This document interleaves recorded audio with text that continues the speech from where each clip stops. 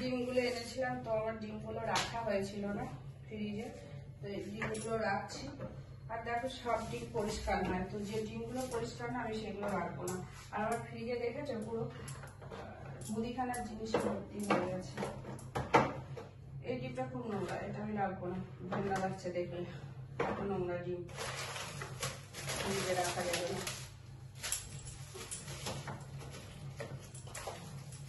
যতটা রাখা যাবে আমি সেই কথাই রেখে দিচ্ছি। এই একটা ডিম রাখা যাবে না, এটা আলাদা করে রেখে দেবো। এটা আলাদা না, এটা ধোবো, ধুয়ে তারপরে রাখবো।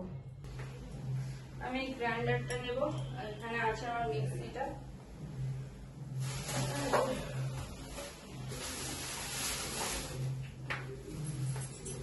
এই যে আমার গ্রাইন্ডার, ঠিক আছে।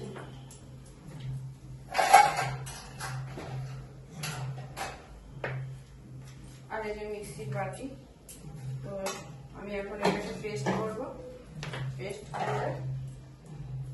পেস্ট করবো, আমার ডালও হয়ে গেছে। পেস্টটা করবো,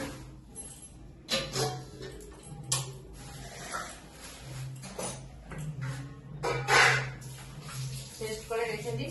পরে পনিরটা আনবো বাজার থেকে, পনির নিয়ে এসে তারপরে আমি ইয়ে করবো, পালং পনির করবো।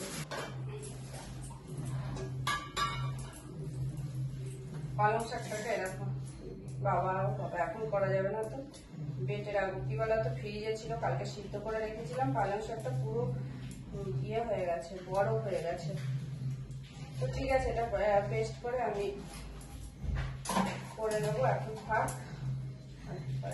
চলো টাটা বাই বাই। এখানে ছোট্ট একটা ভিডিও, সকালে মানে রান্নাঘরের কিচেনে ছোট্ট একটা ভিডিও তোমাদের সাথে শেয়ার করলাম। কেমন লাগলো অবশ্যই বলো, ভালো লাগলে জানিও কমেন্টস করে।